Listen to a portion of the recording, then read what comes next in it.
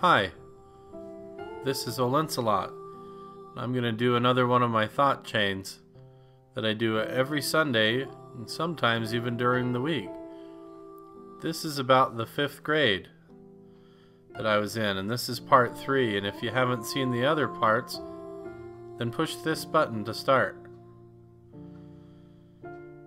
Where I left off on the last thought chain was when I was outside the window of my classroom because I got in trouble during class.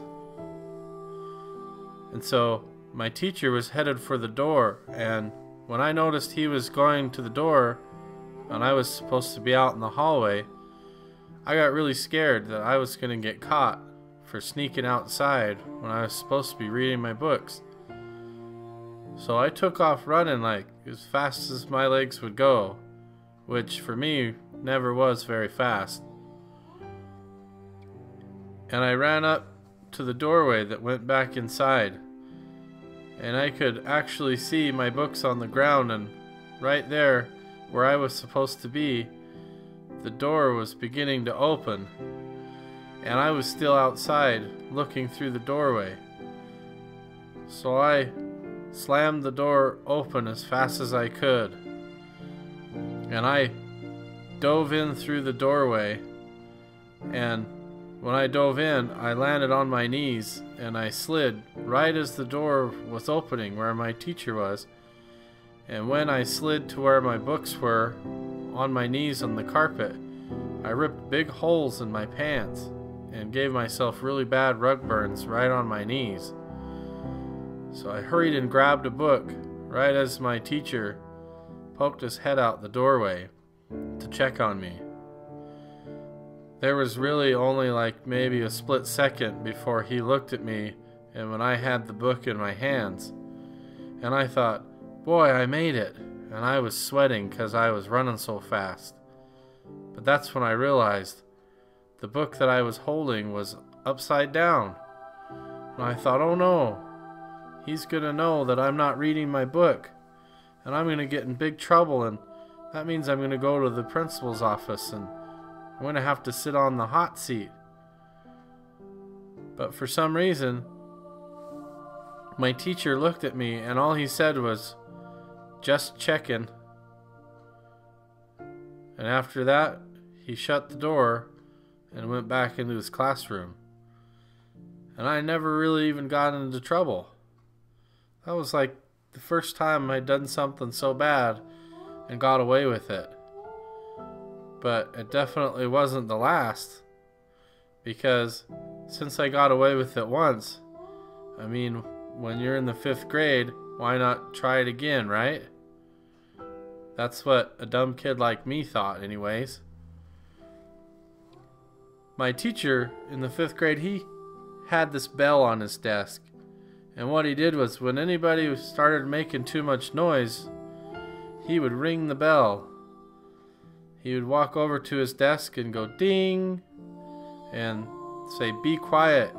So when he rang the bell, that was our cue to shut our mouths and to stop talking and to stop making a bunch of noise and distracting the class. So my friend and I, who used to get in trouble with me all the time, we decided that that bell was going to be our next target for our next little prank. And he came up with a great idea. And he told it to me, and I thought it was really funny. So the next time my teacher left the classroom, a couple days later, we went up to his desk while everyone was doing their work. And with my teacher out of the classroom, we thought, hey, now's our chance. We can get this bell. And the idea was that we would put a piece of tape on the bell and shove a bunch of scotch tape up underneath it too, and maybe even put another piece of tape on there so that the teacher couldn't ring the bell when we were being noisy. And the best part of our plan was we took this piece of paper out of a notebook and we wrote on there, at 2:15 p.m. exactly, tap your pencil on your desk. And so the plan was hatched, and we passed that note around the entire classroom anonymously. And the whole time that bell sat up there on the desk with all the tape on it. And when the teacher came back in the room and we were back on our desks, nobody ratted us out, and so the plan was working. And the clock was ticking, and everyone in the class kept getting more and more excited because just around the corner was 2:15. I doubt anyone in that class that day was paying attention to what the teacher was actually teaching, because at 2:15 we couldn't wait. We all started tapping our pencils right on cue. It was going tap, tap, tap, and some kids even tapped really, really loud. And our teacher, he started getting more and more aggravated. And he turned around and he walked over to his desk just like we had planned.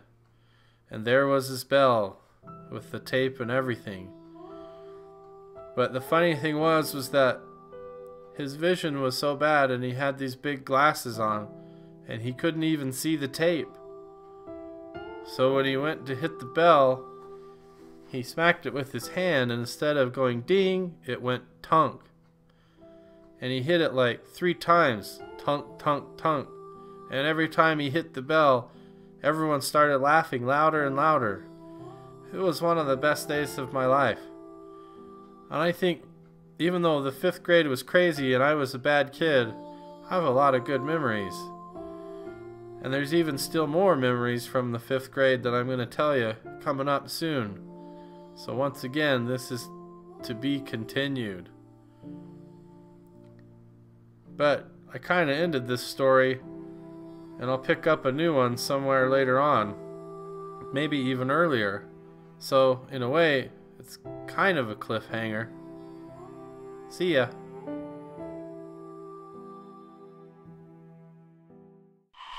Oh, Lancelot.